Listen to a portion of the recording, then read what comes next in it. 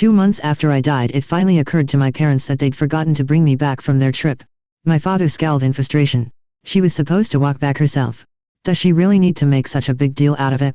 My brother, ever smug, opened our chat and sent an emoji along with a message. You'd better die out there. That way Scarlet and I will split Grandma's inheritance. He received no reply. With a frosty expression, my mother said, tell her if she shows up for her grandmother's birthday on time, I'll let the whole pushing Scarlet into the wire thing go. They never believed I hadn't made it out of those woods. After digging 6 feet into the ground, they finally found my bones deep in the forest. Unable to reach me and under pressure from my grandmother, my family finally found themselves reluctantly standing in front of a rundown rental in the city. Flynn Patterson pinched his nose. How can that good-for-nothing live in a place like this? Mom, Dad. I don't want to go in. Alright. You two can head back. Your dad and I will take it from here, my mother replied. Scarlett Patterson clung to my mother's arm, her face a mask of concern. Seriously, can't Whitney grow up for once? She didn't answer our calls or texts. And now you two had to come all the way here. I'll make her pay for this.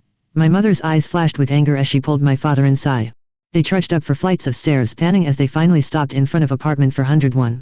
When my father knocked, a burly man with no shirt answered the door. Who are you looking for? Seeing him instantly ignited my father's temper. What's your relationship with my daughter, and why are you living here? My mother stormed past him fuming as she shouted, Whitney, get out here. Have you really had the nerve to live with someone without telling us? Just then, a heavily pregnant woman stepped into view. Did you come to the wrong place? We've been living here for 2 months now, she said. My mother's impatience was evident. This is the address my daughter Whitney gave us. How could we be wrong? The middle-aged man, frustrated by my mother's refusal to listen, shoved her out of the way. Get lost. You don't even know where your own daughter lives, and you dare call yourselves parents. Suddenly the pregnant woman chimed in. Is Whitney the previous tenant? The landlord said she owed a month's rent and couldn't be reached, so we took the place. Hearing this, my mother's brows shot up in anger. She moved out without a word. Well, this was a pointless trip. What an ungrateful daughter. Just as they were about to leave in a huff, the landlord returned.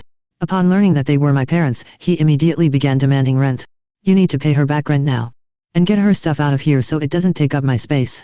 My parents, skeptical, followed the landlord to the storage room where my things were kept.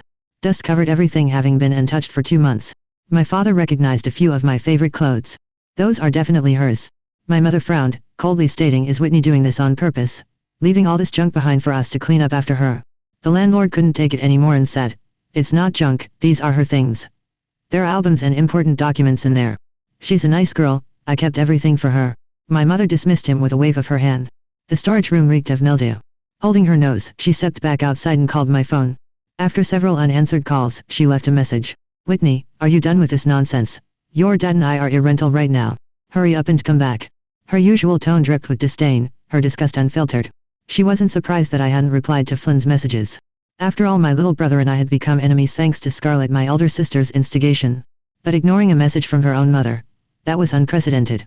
Frustrated, she turned to my father and said flatly, let's just forget about her and go home. I can't stand being here a second longer. The landlord, overhearing, glared at her. Hey, that's rude. Anyway, are you taking her stuff or not? If not, I'll just throw it out, he said. Clearly fed up. Realizing he wouldn't get the rent from my parents, the landlord decided to let it go.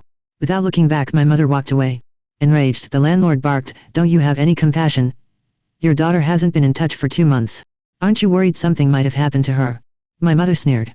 That girl has a strong spirit. If anything happened, I'd be shocked. When they got home, my mother called my grandmother. Mom, what's so special about that ungrateful girl? You can leave everything to Scarlett and Flynn. Why bother with Whitney? My spirit hovered nearby, unable to suppress a bitter laugh. I was her only real daughter. Why did she hate me so much?